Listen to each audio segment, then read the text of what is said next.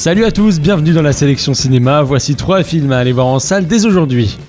Les Tuches 3 de Olivier Barou, Horse Soldiers de Nikolai Fulksig et La douleur de Emmanuel Finkiel. Allez, installez-vous confortablement, la sélection cinéma, c'est parti.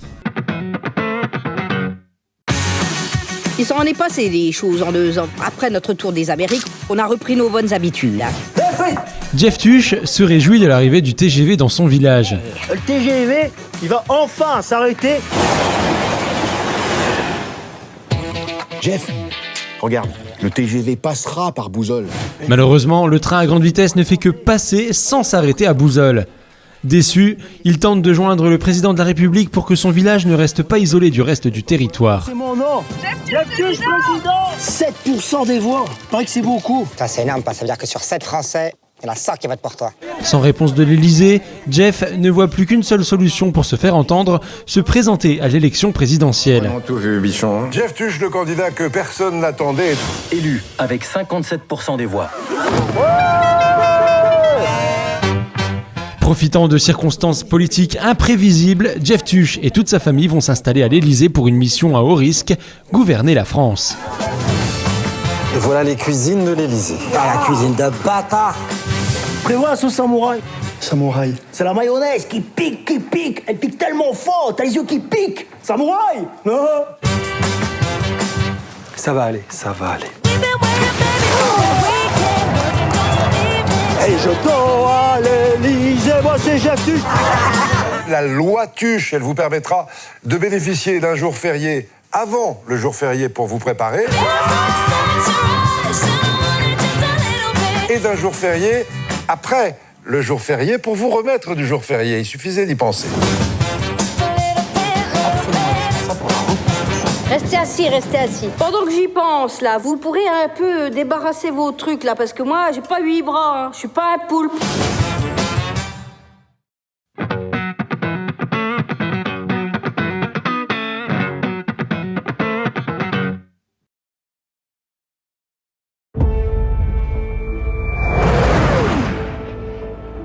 Probable attaque terroriste. On va en être les mecs, vous pouvez me croire. Y a pas de manuel, il va falloir qu'on l'écrive nous-mêmes. On sait pas différencier nos ennemis de nos alliés. Le capitaine Mitch Nelson est le chef de l'unité des forces spéciales qui a été choisi pour une périlleuse mission secrète. Ils sont des menteurs.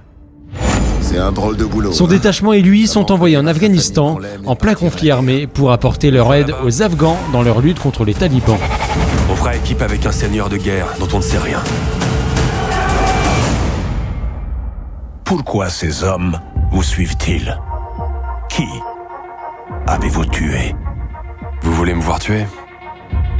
Conduisez-moi aux talibans et je vous montrerai. Voici vos chevaux.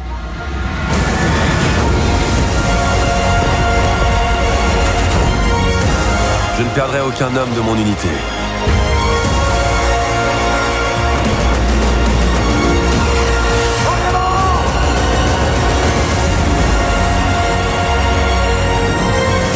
Ça m'est égal combien de temps tu pars. Du moment que tu rentres, je veux te l'entendre dire. Je vais revenir.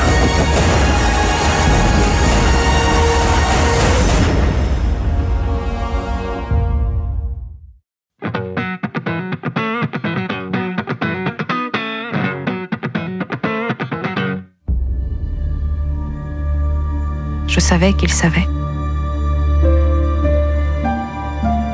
Qu'à chaque heure, de chaque jour, je le pensais. Robert n'est pas mort au camp de concentration. Juin 1944, la France est toujours sous l'occupation allemande. Vous êtes la femme d'Antelme? Oui, c'est ça. L'écrivain Robert Antelme, figure majeure de la résistance, est arrêté et déporté. Être assis à la même table qu'un écrivain. Je ne suis pas ici pour parler littérature, vous le savez bien. Je suis là pour parler de mon mari. Pour votre colis, je vais voir ce que je peux faire. Merci.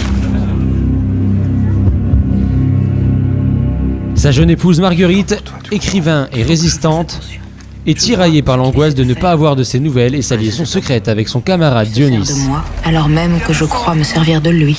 Si vous m'aidez à le retrouver, je ferai en sorte que Robert soit pas déporté. Elle rencontre un agent français de la Gestapo, Rabier, et, prête à tout pour retrouver son mari, se met à l'épreuve d'une relation ambiguë avec cet homme trouble, seul à pouvoir l'aider.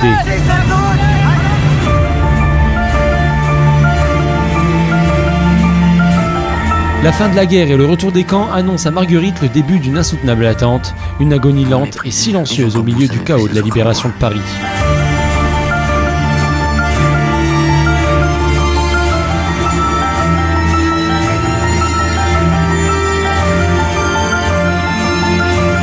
Quoi êtes-vous la plus attachée? Robert Antoine ou à votre douleur?